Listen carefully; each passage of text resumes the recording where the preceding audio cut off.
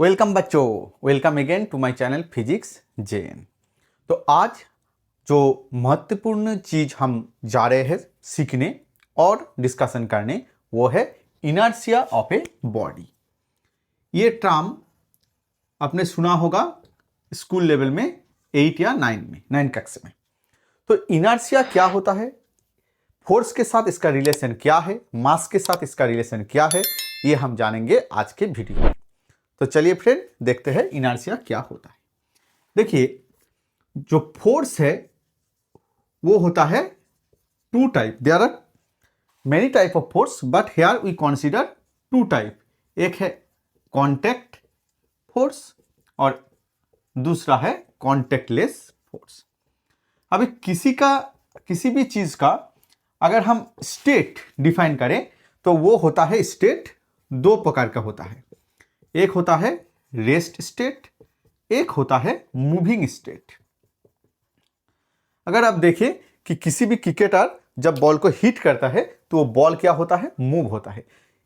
और मूव होता है इसका मतलब क्या है कि बॉल को अगर उसका स्टेट रेस्ट से मोशन तक ले जाना है तो उसके लिए हमें एक एक्सटर्नल फोर्स अप्लाई करना पड़ता है।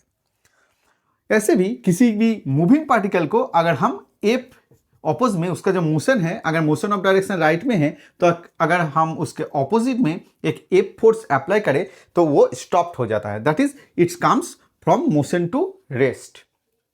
या भी किसी भी अगर आदमी अगर स्केटिंग कर रहा है आइस के ऊपर तो वो जो जा रहा है वो अगर वो जा रहा है यूनिफॉर्म वेलोसिटी में, तो हम आपसे ये सवाल करते हैं कि क्या एक्सटर्नल फोर्स के बावजूद, एक्सटर्नल फोर्स के बिना वो उसका जो वेलोसिटी है, यूनिफॉर्म वेलोसिटी, वो कायम कर सकेंगे या नहीं। कॉन्टिन्यूस हिज यूनिफॉर्म वेलोसिटी और नॉट। यूनिफॉर्म वेलोसिटी क्या है, जिसमें एक्सीलरेशन जीरो होता है। यूनिफॉर्म वेलोसिटी आपको पता है कि acceleration zero, acceleration means the rate of change of velocity. तो क्या वो स्केटर आपका अपने यूनिफॉर्म वेलोसिटी को कंटिन्यू करने के लिए क्या एक्सटर्नल फोर्स का आवश्यक पड़ेगा या नहीं पड़ेगा, इसका आंसर दीजिए। अगर आपको मालूम है तो ठीक है, अगर नहीं मालूम है तो देखिए। इसके लिए हमें एक छोटा सा बात समझना होगा। जो इनर्शिया है, ये टर्म सुन के ही हमको किस साइंटिस्ट के बारे में पता चलता है, न्यूटन के बारे में। The greatest among great scientist sir Isaac Newton. जो लॉ ऑफ मोशन है वो हम लोग जानते हैं कि सर आइजैक न्यूटन ने दिया है। मगर ये जो इनर्शिया टर्म है ये न्यूटन से बहुत पहले जो है वो एक थॉट आया था। द फर्स्ट थॉट वाज जो आया था वो है the great Greek philosopher Aristotle. ये नाम तो आप सुना होगा एरिस्टोटल के बारे में। उन्होंने क्या बोला कि without any external force any body can not do its motion. Any body can not do its motion. That is force is, Aristotle ने कहा कि force is necessary, force is necessary to continue the motion of an object, ये Aristotle ने कहा। Force is necessary to continue the motion of an object. क्या ये सही है? अगर देखा जाए तो हमको लगता है कि ये ऑलवेज सही है। क्यों? एक प्रैक्टिकल एग्जांपल ने हम ये समझ गए। अगर किसी भी चाइल्ड और किसी भी छोटा बच्चे ने एक टॉय कार है, उसको एक थ्रेड से बांधकर टानना चालू किया, इस डायरेक्शन में उसको फोर्स का जो डायरेक्शन इस डायरेक्शन में उसका हैंड है, वो हैंड से पकड़ के अगर इसको खींचना चाहा तो जितनी देर तक वो फोर्स अप्लाई करेगा उतनी देर तक ही ये कार का जो मोशन है वो चालू रहेगा। अगर उसने ये फोर्स छोड़ दिया, F = 0 कर दिया, तो ये क्या होगा, स्टॉप हो जाएगा। तो आमतौर पे हमको लगता है कि एरिस्टोटल ने सही कहा कि force is necessary to continue the motion of an object. Force के बिना किसी भी ऑब्जेक्ट का मोशन कंटिन्यू या जारी रखना नामुमकिन है। मगर यहाँ पर इसका जो थॉट है, यहाँ पर एक छोटी सी गलती है। क्या गलती है ना, अगर वो बच्चा किसी भी फ्लोर के थ्रू द फ्लोर के अंदर से और फ्लोर में ये कार को मूव करता है, तो हम लोग जानते हैं कि कार के डायरेक्शन के ऑपोजिट में और एक फोर्स लगता है, उसको कहते हैं फोर्स ऑफ फ्रिक्शन और फ्रिक्शनल फोर्स। ये क्या करता है, इसका नेचर क्या है, ये इनहेरेंट प्रॉपर्टी ऑफ फ्लोर और नेचर। ओके, तो ये क्या करता है, ऑपोज करता है, always it oppose the external force. तो अगर फ्रिक्शन प्रेजेंट है तभी एक्सटर्नल फोर्स को हम लगा सकते हैं। अगर फ्रिक्शनल फोर्स का वैल्यू 0 होता है तो हमें कोई भी चीज का मोशन कंटिन्यू रखने के लिए एक्सटर्नल फोर्स का जरूरत नहीं होगा। आई रिपीट, अगर frictional force, viscous force, air resistance ये सब नेग्लिजिबल होता है तो किसी भी बॉडी का, किसी भी पार्टिकल का जो मूवमेंट है उसका जो स्टेट है, स्टेट ऑफ मोशन और स्टेट ऑफ रेस्ट कंटिन्यू ही रहेगा। अगर फ्रिक्शन फोर्स होता है तभी हमको एक्सटर्नल फोर्स उसको बैलेंस करने के लिए लगेगा। जितनी देर में एक्सटर्नल फोर्स और फ्रिक्शनल फोर्स इक्वल हो जाता है वो स्टॉप हो जाएगा।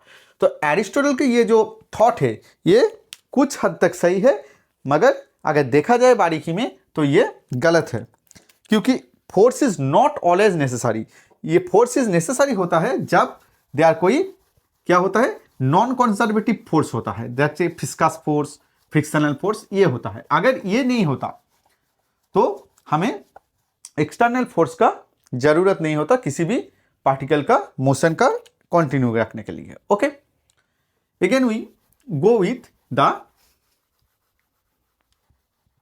Very much force that is the external force. अभी एक्सटर्नल फोर्स जो 0 है इसका मतलब क्या है वो हम जानेंगे। उसके बाद हम जाते हैं कि गैलीलियो क्या कह रहा है। You know the famous scientist Galileo, ये ग्रेट साइंटिस्ट है, यू नो, जो दूरबीक्षण यंत्र है ये इसको डिस्कवर किया है। तो Galileo said that external force is not necessary to continues the motion of any object if there is friction और viscous force, then external force is necessary. इसके लिए इन्होंने क्या किया, इन्होंने एक परीक्षा किया कि इंक्लाइन प्लेन, अगर उन्होंने देखा कि अगर कोई भी चीज इंक्लाइन प्लेन से नीचे आता है तो वो क्या होगा, एक्सीलरेट होगा, accelerate, it becomes accelerate, that is velocity increase. Acceleration mean velocity increase. अगर किसी भी आप चीज को ऊपर से नीचे फेंकेंगे, सपोज ये कोई प्लेन है, ये प्लेन इंक्लाइन प्लेन है, अगर कोई भी आप पार्टिकल को ऊपर से नीचे फेंकेंगे तो इसका वेलोसिटी क्या होगा, इंक्रीज होगा, एक्सीलरेट होगा। ठीक है, इसका ऑपोजिट होगा, अगर कोई भी हम इंक्लाइन प्लेन से अगर किसी भी पार्टिकल को अगर नीचे से ऊपर हम ले जाना चाहे तो उसका जो ग्रेविटी लगता है always opposite the motion of the object, so ये क्या होगा, डी एक्सीलरेट होगा। और अगर हॉरिजॉन्टल प्लेन में ये जाता है तो क्या होगा, इसका जो स्टेट ऑफ रेस्ट है और मोशन है ये कंटिन्यू रहेगा, इसको हम कहते हैं इंटरमीडिएट स्टेट। इसमें इसका जो स्टेट है वो क्या होगा, v इक्वल टू यूनिफॉर्म होगा। So here acceleration a equal to 0 होगा, v uniform means acceleration a 0। और ये जो प्रोसेस है उन्होंने क्या किया कि एक incline plane, double incline plane, अगर हम देखें कि ऐसे डबल इंक्लाइन प्लेन, इधर से भी इंक्लाइन है, इधर से भी इंक्लाइन है, अगर ये इक्विलिब्रियम पॉइंट है तो अगर किसी भी बॉल को वो यहाँ से छोड़ देता है तो वो क्या होता है, इसके थ्रू जाके सेम हाइट, अगर इनिशियल हाइट यहाँ से इनिशियल हाइट का जो डिस्टेंस है वही तक ही ये उठेगा, ये ग्रेटर देन नहीं होगा इसके बारे में। और that is the final height can not be greater than the initial height, less हो सकता है बिकॉज ऑफ फ्रिक्शन फोर्स। तो उन्होंने इसका जो इंक्लिनेशन है ये थोड़ा कम कर दिया ऐसे। अब ये देखेंगे कि क्या होता है, इसको अगर छोड़ता है पॉइंट ए से तो ये इक्विलिब्रियम पॉइंट अगर ओ है तो ये क्या होगा, बी पॉइंट तक जाएंगे। अब ओ ए और ओ बी का जो हाइट है लगभग सेम ही है, यहाँ पर भी यह वाला मामला होता है, लेकिन यहाँ पर डिस्टेंस जो कवर होता है वो लार्ज है इसके तुलना, because here the strip is less. Okay, और ऐसे करके उन्होंने थर्ड जो किया कि उसको हॉराइजेंटल सरफेस, बी जो सरफेस है उसको हॉराइजेंटल बना दिया। और आप जो ये बॉल को वो यहाँ से रिलीज करेंगे तो ये अगर कोई भी एक्सटर्नल फोर्स अप्लाई नहीं होता है तो ये क्या होगा, इनफाइनाइट डिस्टेंस तक जाएगा, इनफाइनाइट डिस्टेंस तक जाएगा। सो अगर एक्सटर्नल फोर्स यहां पर नहीं होगा तो क्या होगा, इसका जो मोशन है वो जारी रहेगा। इट वॉज गैलीलियर ऑब्जर्वेशंस और discoveries. So the term inertia was first proposed by Galileo Galilei, not the Newton. Okay, Newton क्या किया, ये जो चीज है वो सब समझे, उसका ऊपर लाइट दिया और उन्होंने लॉज ऑफ मोशन का डिस्कवर किया इसके आधार पर। So Galileo and Aristotle and most of the, I said, Galileo has a great contribution towards the classical mechanics or the Newton laws of motions. So inertia क्या होता है, basically inertia होता है to resist the change of state. inertia का मतलब है कि resist करना। ये हमारे ऊपर भी लागू होता है। अगर किसी भी आदमी आपको आके पीटने लगे तो आप क्या करेंगे, उसको रेजिस्ट करेंगे, वही होता है इनर्शिया। तो किसी भी जो चीज है वो क्या समझता है कि वो अगर रेस्ट में है तो रेस्ट में ही रहेगा, और अगर वो मोशन में है तो वो मोशन में ही जाएगा, unless it is acted upon by any external force.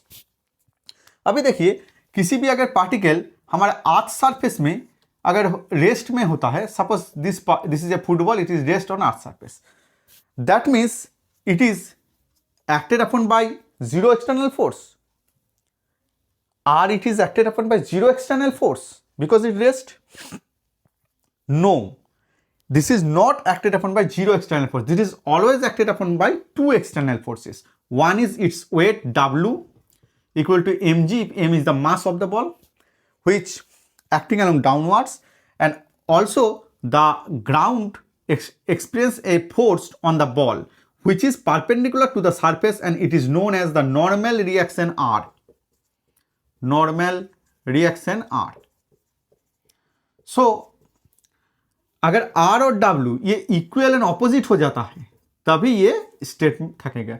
अगर R को हम प्लस कहते हैं, W को माइनस करते हैं, सो इसका जो साम होता है R plus minus W equal to 0, इसका जो साम होता है वो होता है 0। So external force mean the net external force, net external force. इसका मतलब ये नहीं कि कोई भी फोर्स एक्ट नहीं होता है, एक्ट होता है, लेकिन नेट एक्सटर्नल फोर्स 0 होना चाहिए। समझ में आ गया बात? अगर नेट एक्सटर्नल फोर्स 0 हुआ तो बॉडी अगर मोशन में था, मोशन में ही रहेगा यूनिफॉर्म वेलोसिटी में, अगर रेस्ट में था तो वो रेस्ट में ही रहेगा।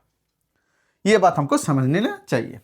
सो इनर्शिया इज द, या अगर इनर्शिया को जो डेफिनेशन है आप लिखना चाहते हो तो लिखिए कि what is inertia? Inertia is inherent properties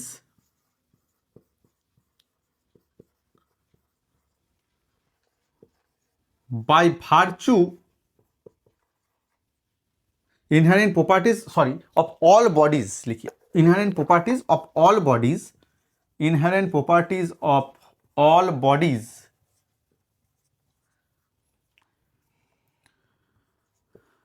by virtue which opposes the change of its motion or change is state of motion, लिख state of motion, sorry, change of state of motion. State of motion means rest on motion, which opposes the change of state of motion along a straight line by its own. by its own का मतलब ये खुद से इसका जो motion है वो change नहीं कर सकते. Inertia is the inherent properties. Inherent means इसका खुद से ही, इसका भीतर से ये प्रॉपर्टी है, हमें इंपोर्ट नहीं करना पड़ता है, बाहर से हम इनको ये प्रॉपर्टी नहीं दे रहे, ये इसका इनहेरेंट प्रॉपर्टी है. जैसे हमारी इनहेरेंट प्रॉपर्टी है किसी भी रेजिस्ट करना, तो इसका भी इनहेरेंट प्रॉपर्टी है. Inertia is the inherent properties of all bodies by virtue which opposes the change of state of motion along a straight line by its own. It is called inertia. Inertia means to resist or opposed. Okay? To resist or virtue. So, अब हम इसको देखेंगे कि किस तरह से inertia काम करता है. तो there are three types of inertia. There are three types of inertia. One is inertia of rest. Another is inertia of motion and the inertia of direction. Inertia of rest आपको पता है कि किसी भी चीज अगर रेस्ट में रहे तो वो रेस्ट में ही रहना चाहते हैं. Okay, for example, if we stand on a bus and the bus is suddenly move, then we should feel a jerk and our body is going backward. Because when the bus moved forward, our body was rest, and suddenly when the bus moved forward, the feet is attached to the bus with move forward due to friction. अगर friction नहीं होता तो क्या होता, बस के जो below bottom side है जिसमें हम खड़े रहते हैं वो पाके जो नीचे है, पाका नीचे से सरक जाता और हमको चोट लग जाता. बिकॉज ऑफ हम ऐसे फिक्स्ड होता और ये बस निकल जाता तो हमको चोट लगता बैक साइड से बस को. So our feet will move due to friction, but our body is not rigid body. Our body is not perfectly rigid body, it is deform, it can deform. So अगर हमारे पैर बस के साथ निकल जाता है तो हमारे जो ऊपरी भाग है बॉडी का, rest of the part of the body, वो पीछे झुक जाता है. मगर हम नहीं गिर जाते क्योंकि there is a muscular force which balance the frictional force. So ये जो एग्जांपल है वो है inertia of rest. So inertia three type का होता है. Inertia of rest, inertia of motion. Inertia of motion जो है वो है ठीक इसका जो रिवर्स है, वो कि अगर कोई भी बस चलते चलते रुक जाता है तो हम आगे झुक जाते हैं. The reason is same, our feet is stopped with the bus, but the rest of our body, that's ऊपरी भाग बॉडी का जो है वो इनर्शिया मोशन के लिए आगे जाना चाहता है. So we suddenly fall through towards and get a jerk and our body bend towards front. जो थर्ड टाइप ऑफ इनर्शिया है वो है inertia of direction. Inertia of direction ये क्या है, ये भी एक तरह का इनर्शिया है जिसके लिए ऑब्जेक्ट क्या करता है, उसका जो डायरेक्शन है वो चेंज करने में अपोज करता है. जैसे कि हमने देखा होगा कि अगर रोटेटिंग व्हील में अगर क्ले और माड लगा हुआ होता है तो अगर ये चलता है तो वो माड टेंजेंशियल डायरेक्शन में फ्लाइज ऑफ होता है. बिकॉज इसका जो माड है, सपोज यहाँ पर माड है, वो क्या कर रहा है कि वो इसके जो रोटेट है उसको अपोज करता है. तो यहाँ पर अगर आता है तो वो क्या होता है, इस डायरेक्शन में ही जाना चाहेगा माड, so it flies away along tangentially from the wheel. Okay, ऐसे ही होता है अगर हम किसी भी बॉल को अगर स्ट्रिंग से बांधकर एक सर्कुलर पथ में उसको व्हाइल करता है, उसको घुमाता है, तो क्या होता है, जितनी देर ये स्ट्रिंग बने रहेंगे इसका पुल फोर्स से वो रोटेट करेगा, ये स्टोन रोटेट करेगा. लेकिन जब भी पुल फोर्स जीरो हो जाता है, पुल फोर्स जीरो हो जाता है, तब इनर्शिया ऑफ डायरेक्शन के लिए ये क्या होता है, टेंजेंशियली फ्लाइज ऑफ, ये छूट के बाहर निकल जाता है। तो it is the example of inertia of direction. Next we go that the if the, इसका एक और न्यूमेरिकल है। अगर आप हम एक छोटा सा न्यूमेरिकल देखेंगे कि इनर्शिया ऑफ फोर्स क्या होता है, तो इनर्शिया ऑफ फोर्स के लिए सपोज ए बॉडी ए यहां पर एक थ्रेड से बना हुआ है, ये होता है बी और यह होता है ए, थ्रेड ए और बी। अगर हम यहां पर सडन जाग दे तो कौन सा वायर टूटेगा, और अगर कॉन्टिन्यूअस जाग दे और स्टेबल जाग दे देन कौन सा वायर टूटेगा, बताओ।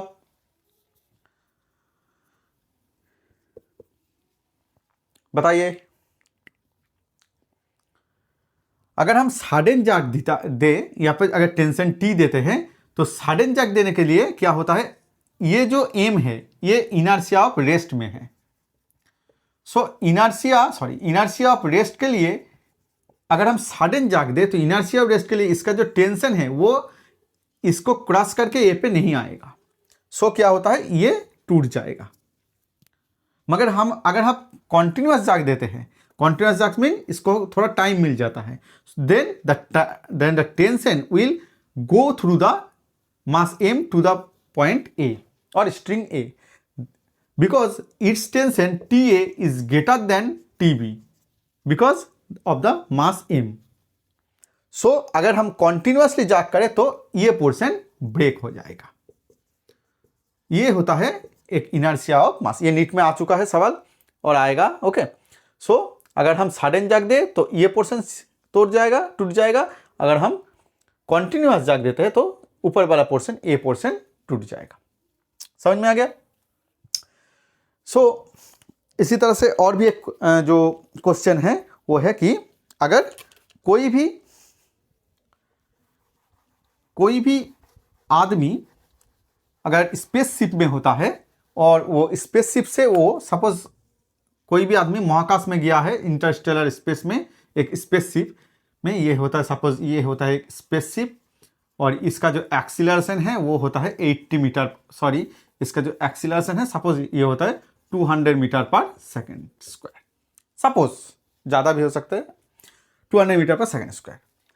सो अगर कोई भी आदमी यहाँ पर खड़े हैं और अनफॉर्चुनेटली ये काम आउट हो जाता है यहाँ पर, तो इसका जो एक्सीलरेशन क्या होगा, ये प्रोवाइड है कि इसके जो अराउंड है वहाँ पर कोई भी प्लैनेट या स्टार, नो स्टार और प्लैनेट है, तो इसका एक्सीलरेशन क्या होगा।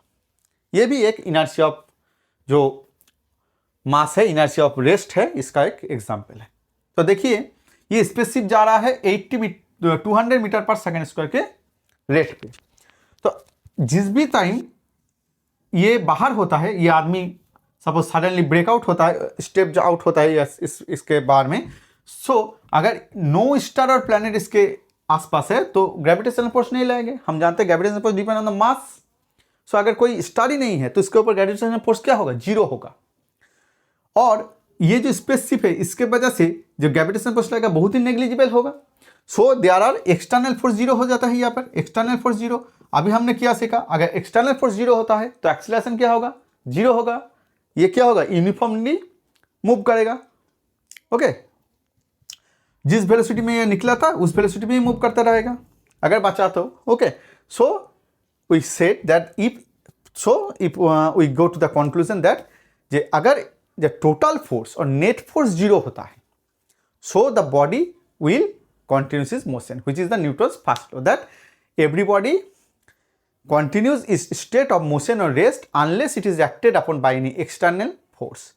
और हम कहते हैं कि एक्सटर्नल फोर्स 0 मतलब ये नहीं है कि उसके ऊपर फोर्स 0 है, नेट फोर्स 0। अगर कोई भी सेम जिनिस, कोई भी अगर बुक को हम, कोई भी ये बुक है, सपोज ये बुक है, ये कोई ये टेबल है, टेबल में अगर रेस्ट में है इसका मतलब नहीं इसके ऊपर फोर्स नहीं लग रहा है, इसके ऊपर फोर्स लग रहा है because the weight of the book and the normal reaction given by the table must be equal and in opposite direction. So the net force will be 0.